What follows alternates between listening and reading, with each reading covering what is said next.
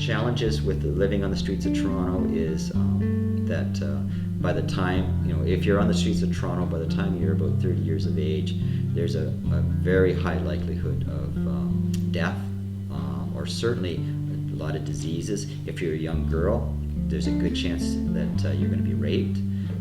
70%, I should say, of the girls living on the streets have been raped or sexually abused, and the teen pregnancies is something like 30 to 40% of the girls in the street have become pregnant by the time they're 16 years of age, which is just a horrible statistic.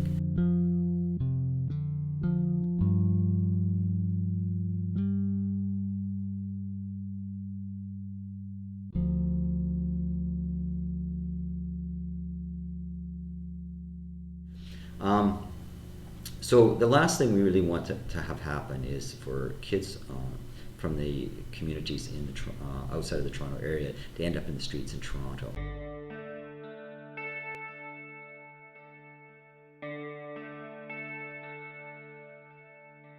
One of the things at Greenhaven, and really why it's so important, is because we're one of the few places right now where young kids can go to live while once they've been kicked out of their home.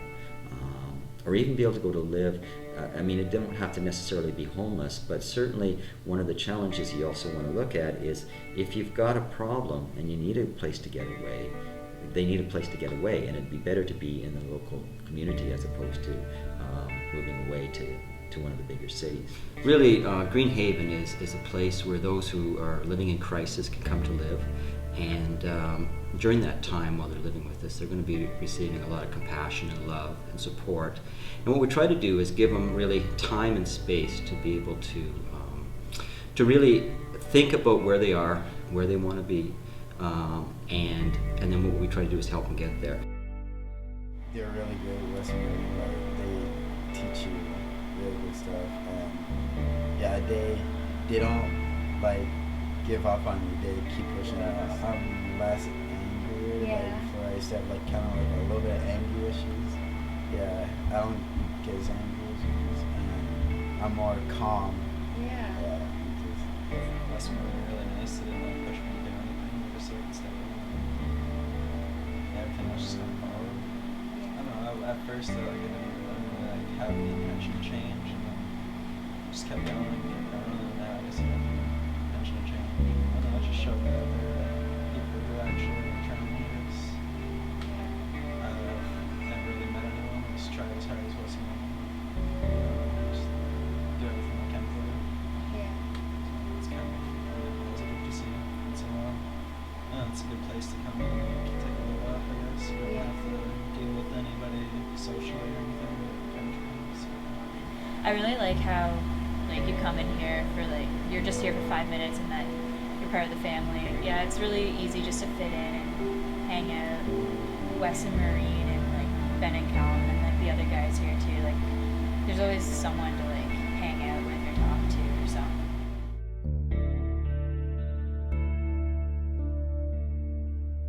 I think one of the things that's really remarkable is that the farm itself has a very calming effect upon people. One, it's isolated enough that people have to be there. It's quiet enough so that people can reflect. And it doesn't matter how old you are. If you get enough quiet in your life, you're able to do that. One young man who lived with us, I don't think he'd ever experienced love in his whole life, really. And he fell in love with a little black cat on our property.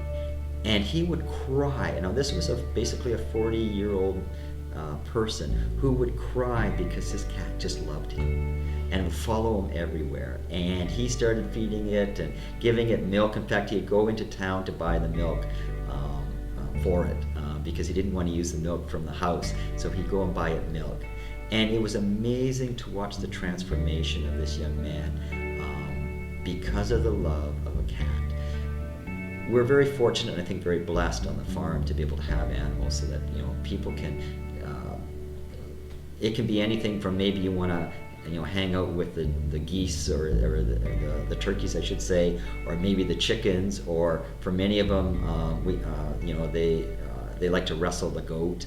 Wrangler, I mean, he's a great, Wrangler's always up to the occasion of being wrestled with, and he loves it. So it's a great opportunity, but it's fun watching them, the people who come to live with us, to start to learn about life in a different sort of way, and I think they start feeling very blessed, and they do feel the love. You know, there's a loyalty that animals tend to give people if they show them love, and I think out of that, you see that return with these guys. We've been very fortunate. I mean, we've had, I believe we've had, over the 3 years that we've had Greenhaven up in Kincardine, we've had 11 young men and women stay with us for those over 3 years, and 8 of them have gone on to do something better in their lives.